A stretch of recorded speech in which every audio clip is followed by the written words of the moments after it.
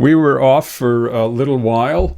I was taking care of my mama, Yes. Mona Hilda, who left us on May the 5th around midday, a few weeks into her 93rd year. And love you, Ma. I owe it all to you, my dear. And God bless and happy trails. And my sisters, Oh, Lynn and she's Louise, my heart goes out to them too, but because they put in some time there above and beyond. So I know you went through this as well, right? You lost your mom. It's been a few years now, has it not? yes to cancer as cancer as well, and it's cancer is a bitch. Oh, Um, it's yeah, yeah. but I'm really happy this morning because we're going to be talking about that subject with a wonderful woman, Karen Malkin Lazarovitz. I met her a few years ago when I had her, I think, on the Alan Air Show on CJD. She started this not for profit where people don't realize that, but people who suffer from breast cancer, male, female, trans, a lot of folks think that it's just so easy to get reconstruction and you're done, but it's many operations, doesn't come with nipples, and that's not a joke. It's a long, hard journey. And so Karen decided, because she's been through this herself, and she started this wonderful not for profit where she helps people who are winning cancer and are victors, not survivors, but victors, by doing tattoos. It's called empowering, putting tattoos over the scars of men and women. So basically, you're taking something that was ugly and overpower out. It's just overwhelming you, and turning it into something that makes you proud and loves it. You love yourself more. And without much further ado, I'd like to bring her in because I Let's just bring love her her to in. bits. Imagine having that idea in the first place. I have so many questions, but Yes, Karen Malkin Lazarovitz is going to be tuning in. There she there she is. is. Good morning, She's Karen. just getting Oh, there we things go. figured out. Hello. Hi, Karen. Hi, nice to meet you in person. Nice to meet you too. We're just talking about you here. We're just talking about Empower Inc. And Era, please begin. Where do we begin? Well, I've done a lot of interviews with people who have suffered from and survived breast cancer. But one of the things I never heard talked about a lot was the journey to either have a recovery surgery where you'll get not exactly new breast, but breast reconstruction. But it's not easy. You can't just pop it on. It takes many painful operations, and it's not for free. Like if you want nipples, that's even harder. And I'm not joking now. So Karen came up with this wonderful idea where, for some people just going through that, it's an extra trauma after the cancer. So now they're getting these beautiful tattoos, and I'm going to let Karen tell you all about it herself. Yes, thanks. That's perfect way to introduce what we're talking about. I underwent a double mastectomy 17 years ago. And contrary to popular belief, it is not a boob job like so many people think. It's an amputation. And I think because we're almost so used to hearing about breast cancer and, fake breasts, that people are under the impression that this is an easy thing, but it's really a trauma-inducing experience. So I underwent this mastectomy 17 years ago, went through tons of complications. At the time, as Eramelinda had said, my nipples and areolas were removed. And so to actually be able to have them reconstructed to look normal again was another procedure, possibly another operation. And I had undergone 9 operations from complications. 9. Nine over, about 12 years. And I mean, we can get into that later. I don't fault the plastic surgeons. Unfortunately, it's not an art form and everybody's body reacts differently. And because I was not that type of person who could live without having the look of having breasts, I continued to undergo reconstruction. And once I was done with all of that, I always loved tattoos, and I hated having to reconstruct something that wasn't going to look or feel the same because you lose feeling once your breasts are removed because they're removing everything inside your breast except for the skin. So you lose feeling, you lose elasticity, you don't, it might look like breasts, but I have no feeling. I don't have nipples. I don't have areolas. Again, I own that, but it's not what we're used to. So I decided I was going to define beauty on my own terms by covering my scars with a beautiful tattoo so that when I look in the mirror, I'm not always looking at the trauma and it's not a constant reminder of what I've gone through. Instead, it's the first time where nobody can tell me what to do, and I'm able to decide what I want on my body. So it gives us a sense not only of a new beginning, but it gives you a sense of independence and confidence that you're finally doing what you want with your body to make yourself feel whole again. All right, so you have tattoos. The tattoos that you have, were they applied by someone else? Yes? Yes, I am not a Okay. tattoo artist. I am a Okay. tattoo collector. Okay. I understand. All right. Nobody, Okay. yeah, nobody wants me to tattoo them. That would be a whole other All right. story. Okay. I was wondering if you had become a tattoo artist in the No, meantime, but no. No. no. Okay. But I've always, before it was cool, I mean, I'm in my 50s, so before it was cool, I was getting tattoos. So I always found this connection as a way to sort of collect a little bit of history about my life through ink. So it had always been like that. It's just that it became a whole new meaning once I covered my mastectomy scars because that was a whole new sense of control and nobody was going to tell me what I could do. So when I eventually underwent, this kind of cathartic change, looking in the mirror, seeing this beautiful tattoo, I realized that I had to be able to share that with people, and that's how I started Empowering. And the interesting thing about this is that you are that more people are doing it now. I know we're going to talk a little later on about an event that is coming up this weekend on the 17th, I think Yeah, it is. Right, we're going to talk correct. about that. But this is not just women, it's men as well. And you were explaining to me yesterday that it's also in the trans community because, taking hormones, and Exactly. it can be very destructive to the body.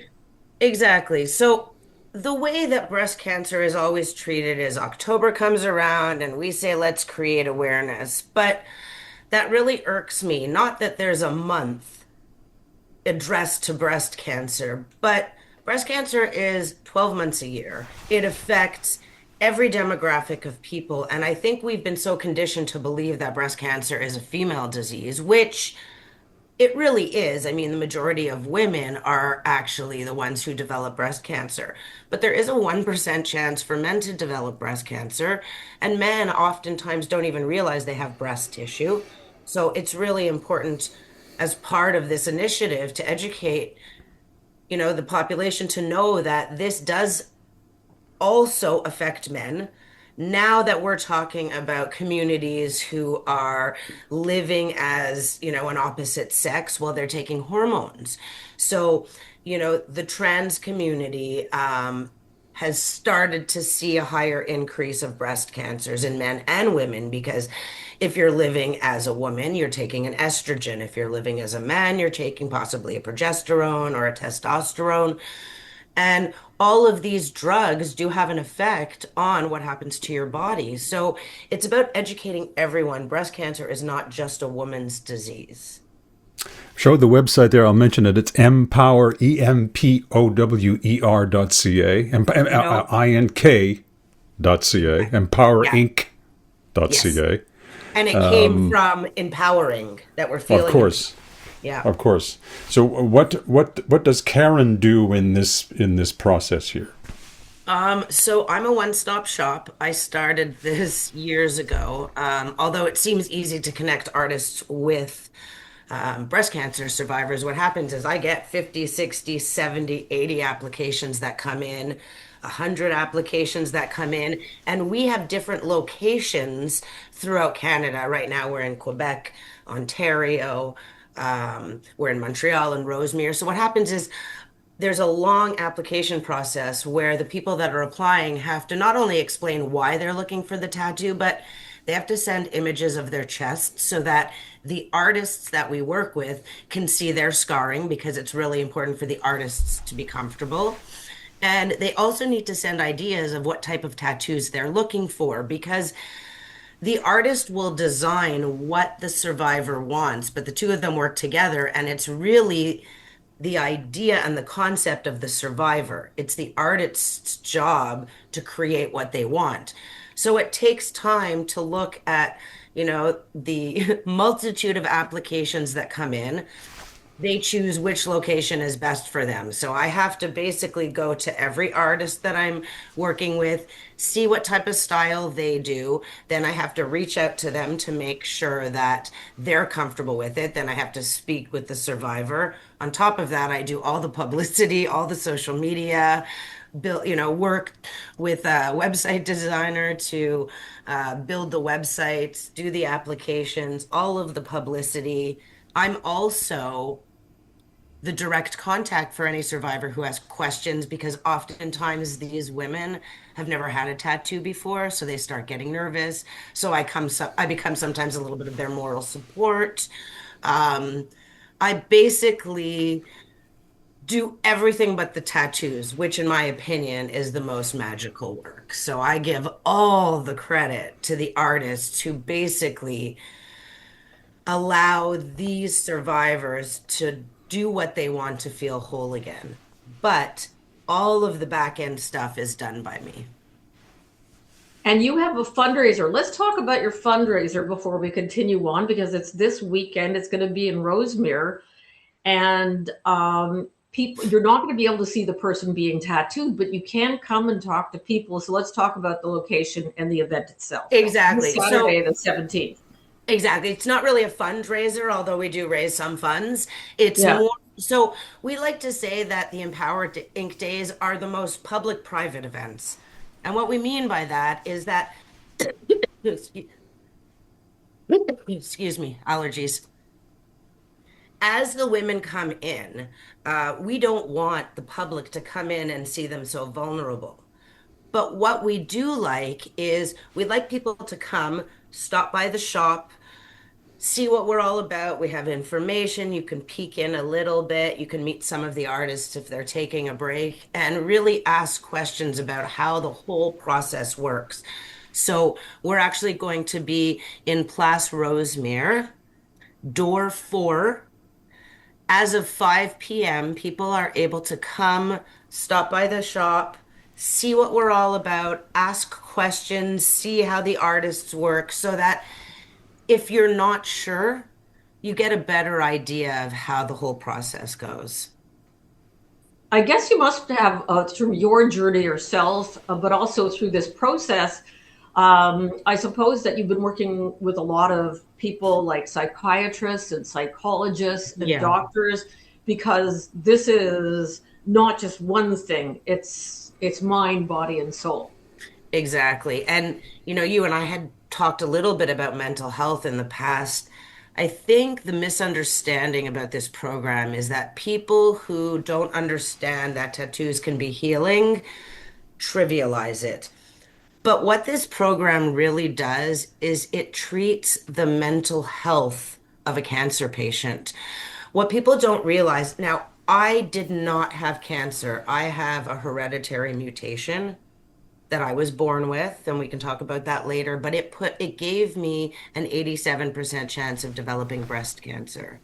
So, although I didn't hear you have cancer, for me, I felt like a ticking time bomb. For those people who have actually been diagnosed with cancer, it's a nonstop trauma. So it's about how to live with that in your head. But when you look in the mirror and you've undergone a mastectomy or, an extreme lumpectomy or a partial mastectomy or any type of scarring on a part of your body where every day you're confronted with it when you look in the mirror. It's not just about saying, oh, I hate these scars. It's about your mental health and post-traumatic stress. And that's what I've been told by so many survivors. When they look in the mirror, it triggers post-traumatic stress Hmm. over and over again. And so by the survivors being able to, I say, for the first time since their diagnosis, have 100% control over their own bodies without a plastic surgeon giving advice, an oncologist, a nurse, that is so healing. Now, that being said, it is very important that you work with your healthcare professionals. We are not doctors. We are not the ones who are going to direct you properly. So oftentimes I'll have people who have applied, they're dealing with lymphedema or they're dealing with other issues. And I always say it's very important you speak with your healthcare professional first. We oftentimes suggest they speak with a therapist. Again, I have lots of contacts, so if it's someone in Montreal, I can always direct because it's important to mix Western and Eastern medicines and different type of healing modalities, but you have to work in conjunction with your healthcare professionals and therapists. Now, the tattoo artists you deal with, you must have a, a stable of them or a short list of these folks that you've been dealing with for some time, I presume? I do. So I don't allow any artists to just come in because they need to know how to work with scar tissue on skin. I like to make sure that some of the artists are comfortable dealing with the subject of cancer. Some feel a little overwhelmed. Artists know how to work with scar tissue. So if someone has had radiated skin, the artists know either if they can work with it or if they need to work in another area. I often deflect to the artists if I'm not sure about the actual skin. But they need to be comfortable with that subject. I oftentimes will see images beforehand of other scar tattoos they've done. And we have a group of artists that we work with 3, 4, 5 years. We just go back to them because they love doing it. Hmm. And every time they tattoo someone else, it's just more experience on working with different types of skin. So they're quite comfortable with it. And because I've created such good relationships with them, the artists are comfortable saying to me, I'm not comfortable with this canvas. I think we need to wait. I had one artist last week who said to me, it looks like the scars are not a year old because we ask that you need to be at least 1 year post last surgery because when the scarring is red, the ink doesn't absorb as well. Oh, my. So you have to know all of that going in and coming out. Exactly.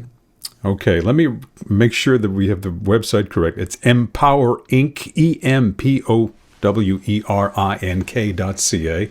And Correct.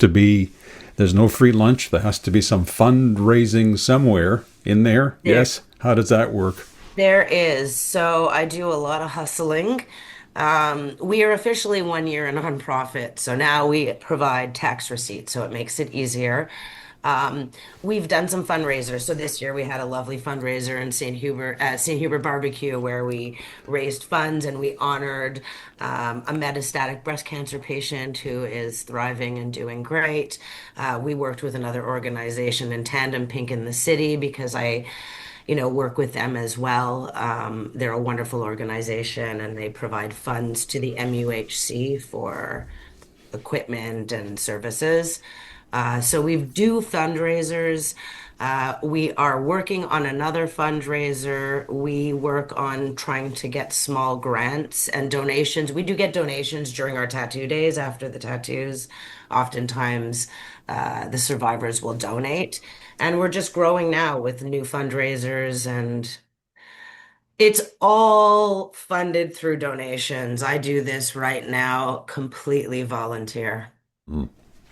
Speaking of fundraising, it has been my experience because I worked over the years, we've worked together. I've worked with a lot of different organizations, and I'm not going to paint everybody with the same brush. This is very important. But just like, there's an expression called greenwashing where companies that are smelting aluminum or clean coal are trying to say, like, you know, that they're presenting an image of, all for the good. But in my experience, and also in my sentiment, there are a lot of, breast month, and there are so many organizations that are saying that they're raising for, to go behind breast cancer research. And there's a lot of that. And of course, there have been stories.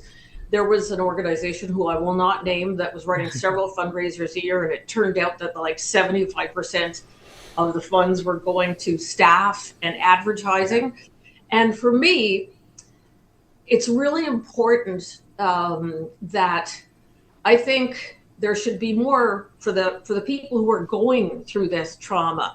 There should be places where we can go to, not a palliative care, but a place where women and men can go to. I've been to places like this where people who are going through their journey, they have cooking lessons, they have yoga, they have acupuncture, but it's all in support of. Some take it a little bit further. They're providing babysitting. Others are providing perhaps beautiful caps. But you said something to me yesterday that was really important, because people always say, sure, it's good to give to the big organizations, but remember, you're not giving to an organization. It's about giving to the person that is going through this tremendous battle. And I asked you yesterday, what do you tell people when they ask their friends or moms or dads, what can I do? Yeah. So there was a lot in there, and we can talk about, you talked about greenwashing. What we talk about for anything cancer is pinkwashing. And we will talk about that because it's one of my biggest points of contention when it comes to fundraising. But just to go back to the end, you were saying what happens often is somebody's diagnosed with a cancer, an illness, whatever it is, and our go-to is, and I'm guilty of it as well, our go-to is, please let me know if there's anything I can do to help. And it's so well intentioned. It is. But what I realized when I was going through all of my surgeries is it's overwhelming to even wake up in the morning sometimes and figure out what you're going to do. If somebody is saying to you, let me know if I can do anything, it's too overwhelming to come up with a suggestion. So it's been my experience, it works much better, is that if you want to help somebody, instead of saying, let me know what I can do to help, or call me if you need anything, which puts the onus back onto the cancer patient, I find it's been quite helpful to say, I know that things have been really overwhelming. I want to do something to help. I'm free this day. I'm going to come over. I can clean your, wash your, do your laundry. I can sit with you while you take a nap, or let me just clean up your kitchen. Or go get you groceries. Exactly. Or Go get you groceries, or kid. pick up your child, or prepare a dinner. But what happens then is you're giving options, and it's so much easier for somebody to say, thank you so much, I'll take you up on that offer. Well, let me double back to the question about how has the medical community, oncologists and others, looked upon this? How have they looked upon this so far? So originally, I got the first typical tattoos can be dangerous and cancer causing. Okay, right. And I'm not trivializing anything. Medical professionals are allowed to give me that feedback. I tend to respond with, do you have any statistics? And I'm not saying this rudely. I would like to know, do you have any statistics or any studies that show that tattoos are dangerous? And oftentimes there aren't many. Again, that doesn't mean there isn't, but I like to challenge the doctors a little bit.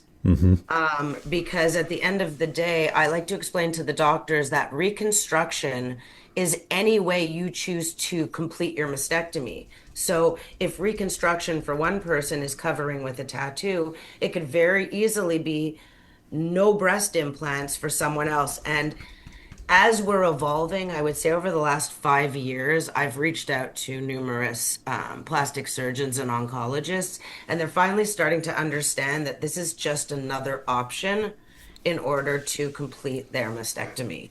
And so they're starting to warm to that idea. And what happens is I get a lot of women who come through Empower Inc. and then they go back to see their oncologists. And it's the first time their oncologists have actually seen these beautiful tattoos and they're blown away. And that's how it starts. Great. I want the name of the organization. So I think Oh, wow. sometimes Okay. I Good. think, it's ever evolving. And I think that sometimes doctors need to be given that chance to catch up with new ways of feeling complete. Because Okay. plastic It's just surgeons are surgeons, right? Like right. they want Yep. to fix and treat. Yep. Yep. Fix is the operative word. And I'm just, of course, Yep. I'm by nature, I look for trouble. So I don't know. I was probably putting myself in the place of an oncologist who might say, well, this is getting in the way of something, or the color or the pattern is getting in the way of what what I'd be able to do in terms of diagnoses and follow up. But it's encouraging that it's been welcomed so positively, at least in Exactly. some circles. That's it in some circles. I don't want to say Yeah. it is for everyone, Right. but Right. and I don't, that's why I'm saying I'm not a healthcare professional and I Okay. never pretend to know that, but it's been very warmly received from, I mean, I've worked with like 4 oncologists personally just because of all of my surgeries. Right. And they all are really starting to warm to it. Doesn't affect anything with MRIs or with mammograms or CTs. What does happen is they'll tell you if you're getting an MRI, the tattoo ink reacts sometimes with the dyes. So if I get an MRI, my tattoos warm up, which is so weird. It's some type of the metallic in the dye of the ink. Interesting. Okay, I was thinking about all the mechanics of it. Now, just getting back to the people who have, I dare say, become canvases for Yeah. this effort. How are they? Obviously, they must be. How are they reacting? That's the best part of the day. These women and men, because we have had a man who's come through this program. I say women because, the majority are women. It's one thing to see an image of what they're going to have put on their chest, and they look throughout the day to see what's happening. It's the moment that it's complete and the artist has cleaned off their chest and their tattoo is completely done, and they look in the mirror. It's not even the words that allows you to see what this tattoo does. It's the tears. They look at themselves differently. They have gained a sense of control that they didn't have from the time they heard, you have cancer. And oftentimes these women haven't had tattoos before. And now they reach out to me later and say, oh, I covered more or I extended it. So I think they've found a way of personal expression through this program that they didn't realize they needed or were lacking. That's just been my experience. Well, what an imagination in your case now for, what should I say? Not coming up with, but imagining this concept and seeing that it would have such an effect on people. Now Congratulations to you. thank you. Now I don't, I'm that person who likes to share all of the accolades. There is an organization in the US called Personal Inc. They had been around for about 10 years. And when I heard of them 10 years ago, they were, working on GoFundMe's. I tracked down the owner who really just, the only reason he was involved is because his sister-in-law had breast cancer. And I said, I love this concept. Can I take it and run with it? So they allowed me the freedom to just take it and run with it. And then as I evolved, I said to them, I'm going to do this on my own. I'm going to change the way things work a bit, but we'll be sort of partners. You're in the US, I'm in Canada, and that's what happened. So the idea came from Personal Inc., which is now a program of Fuck Cancer in California. They raise funds. So they work with their way. Now I've evolved and grown the program. So I just like to give credit to Personal Inc. because it was just one gentleman. His name is Noel. He's just one gentleman who said, my sister-in-law hates this. Let's cover her tattoos. But that sort of goes to when you have a scar and you've lost your breast, you obviously are suffering from an emotional post-traumatic stress disorder.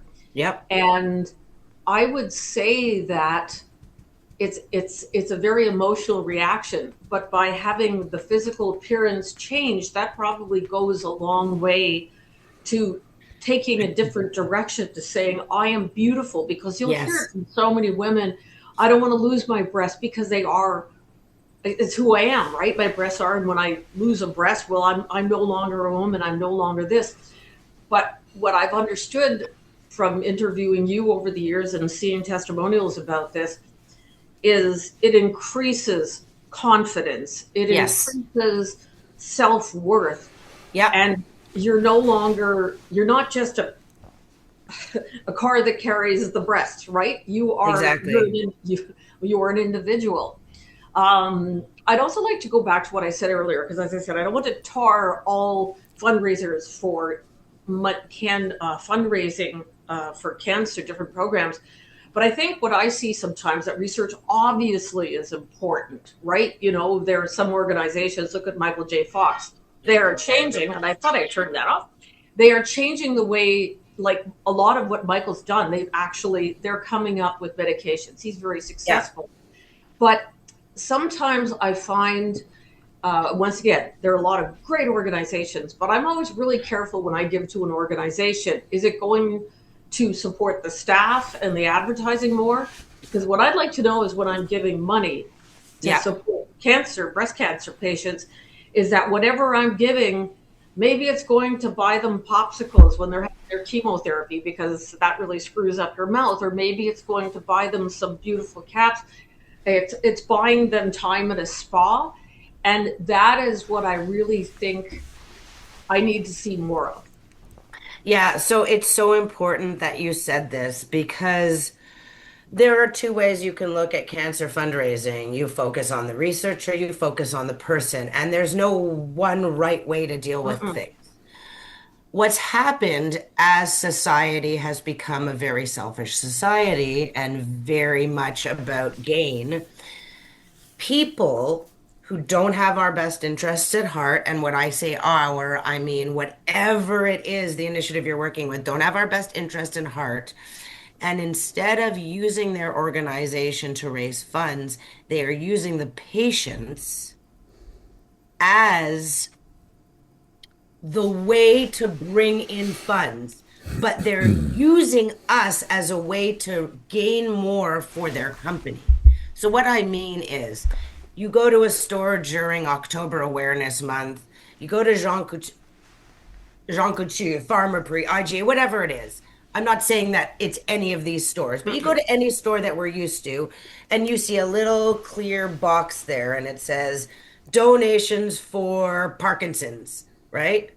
Well, where is that money going? What exactly are you donating to Parkinson's? Are you giving that money to the staff who are now going to be doing all the social media? Is it going to be for a brand new office space where maybe now they're going to hire more people? Or you go into a store, any little gift store, and you see pencils, right? 5 cents of this pencil will go to breast cancer. Okay, well, first of all, it's 5 cents. How much did it cost to make the pencil? Did it cost $3 to make the pencil and you're putting 5 cents to it? So how much money have we really gained for a cancer initiative? And where is that money going? Where is that funding going? Is it a research project?